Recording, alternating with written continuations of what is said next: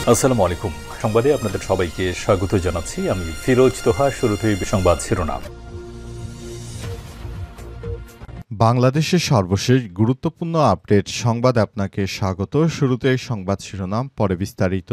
প্রথমে জানাবো আমাদের হাতে থাকা সর্বশেষ গুরুত্বপূর্ণ সবথেকে তাজা আপডেট সংবাদ। আইনশৃঙ্খলা পরিস্থিতি অস্থিতিশীল করার চেষ্টা, রাজধানীতে বসুন্ধরা থেকে ককটেল উদ্ধার। রাজধানীর বসুন্ধরা শপিং কমপ্লেক্সের পাশে পানি ভবনের সামনে থেকে ককটেল উদ্ধার করেছে ঢাকা মহানগর গোয়েন্দা পুলিশ ডিবি। ঢাকা মহানগর পুলিশ ডিএমপির মিডিয়া বিভাগের উপপুলিশ কমিশনার ডিসি মোহাম্মদ তালেবুর রহমান এই তথ্য নিশ্চিত করেছেন।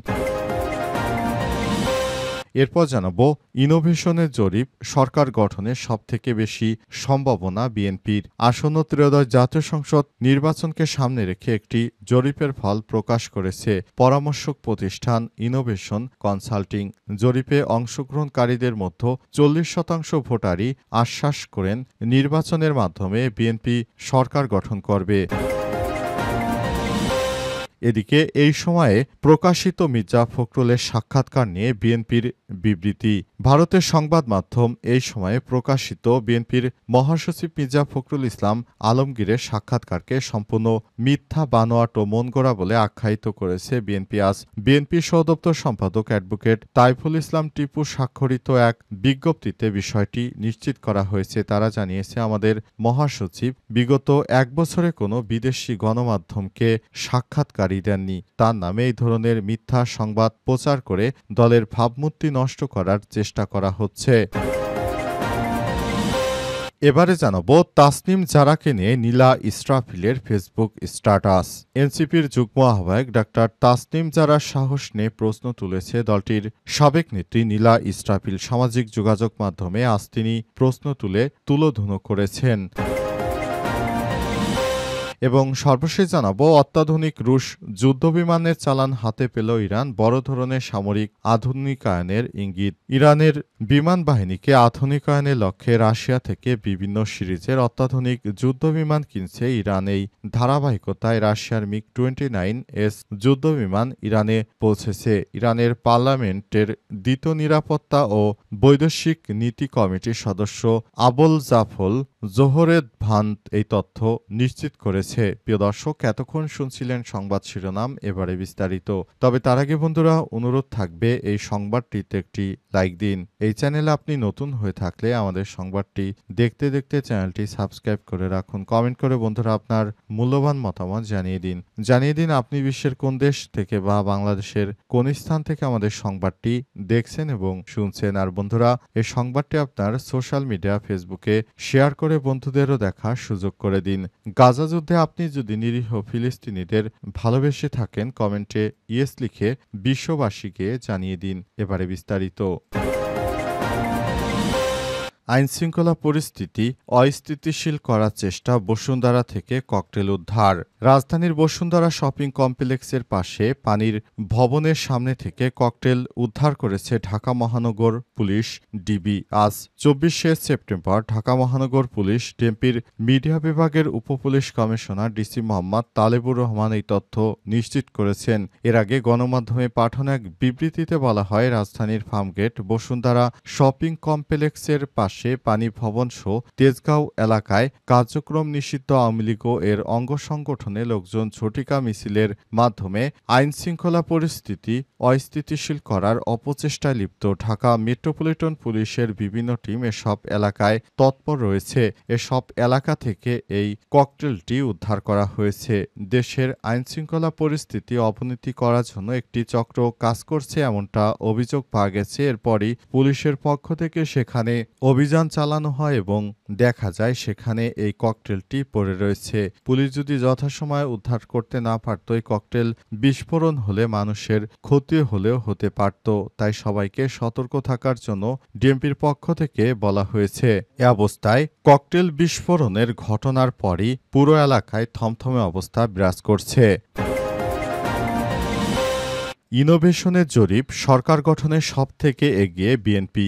আসন্ন ত্রয়োদশ জাতীয় সংসদ নির্বাচনকে সামনে রেখে একটি জরিপের ফল প্রকাশিত হয়েছে। সেখানে এই ফলাফল থেকে দেখা গেছে আগামী জাতীয় সংসদ নির্বাচনে এবার সরকার গঠন করতে চলেছে বিএনপি সরকার গঠন করতে চলেছে, তারা একটি জরিপ প্রকাশ করেছে। এই জরিপের ফল থেকেই মূলত জানা গেছে আগামী নির্বাচনে ৩০.৩০% মানুষ বাংলাদেশ জামাত ইসলামকে সমর্থন করে, পাশাপাশি ৪১% মানুষ বিএনপিকে সমর্থন করে বলে জানা গেছে।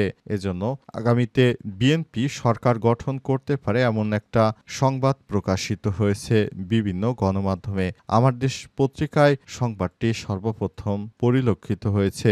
সেখানে দেখা গেছে সরকার গঠনে সবথেকে বেশি আসনে জয়লাভ করতে পারে বিএনপি। জরিপে অংশগ্রহণকারীদের মধ্যে 40% ভোটারই বিশ্বাস করে নির্বাচনের মাধ্যমে বিএনপি সরকার গঠন করবে। আজ রাজধানীর আগারগাঁওয়ে আর্কাইভ ভবনে আয়োজিত এক অনুষ্ঠানে এই জরিপের ফল তুলে ধরেন প্রতিষ্ঠানটির ব্যবস্থাপনা পরিচালক মোহাম্মদ রুবাইদ সারোয়ার।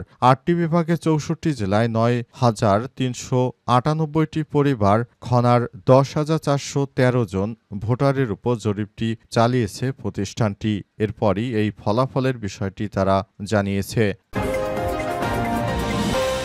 ভারতের এই সময়ে প্রকাশিত ফখরুলের সাক্ষাৎকার নিয়ে বিএনপির বিবৃতি।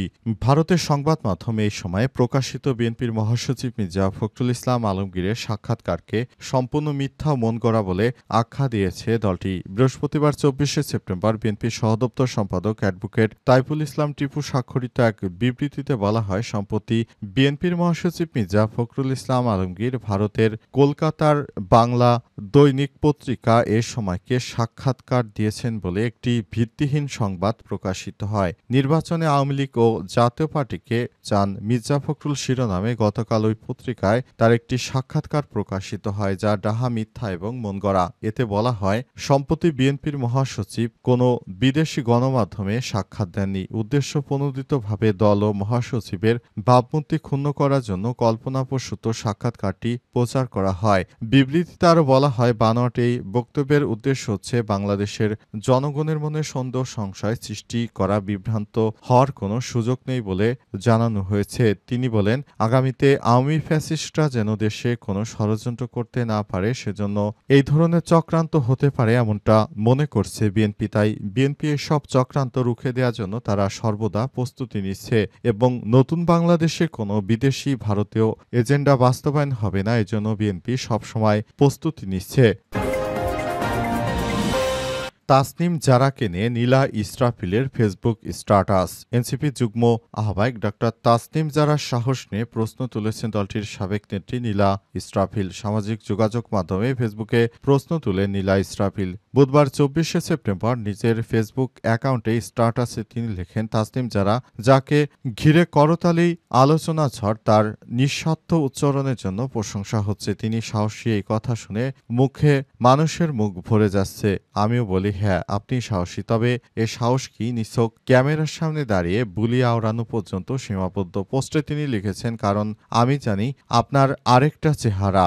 একদিন নাগরিক কোয়ালিশনের প্রোগ্রামে ডেইলি স্টারের অফিসে আমি ভীষণ অসহায় অবস্থায় তুষারের ভয়ঙ্কর ঘটনার কথা তুলে বলেছিলাম। কান্না ভেজা কণ্ঠে আপনার কাছে সাহায্য ছিলাম। আমি চেয়েছিলাম একজন নারী হিসেবে আপনি অন্তত আমার পাশে দাঁড়ান, কিন্তু কি করলেন আপনি? ঠান্ডা নীরবতা, ফাঁপা প্রতিশ্রুতি, চোখ ফেরানো, যেন আমার বেদনা আপনার কানে পৌঁছায়নি, যেন আমার ক্ষত আপনাকে স্পর্শ করেনি। তিনি আরো বলেন, আজ মানুষ আমাকে প্রশ্ন করে কেন আপনি তার পাশে দাঁড়ালেন, অথচ তিনি আপনার পাশে দাঁড়ালেন না।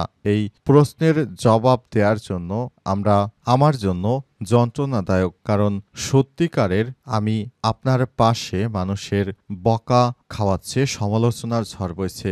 উল্লেখ্য, নীলা ইসরাফিল এর আগে দলে থাকাকালীন তিনি সারোয়ার তুষারকে নিয়ে নানারকম আপত্তিকর কথাবার্তা বলেছিলেন। এজন্য তাকে দল থেকে বহিষ্কার করা হয় এবং বর্তমানে সারোয়ার তুষার দলের দায়িত্ব পালন করছেন।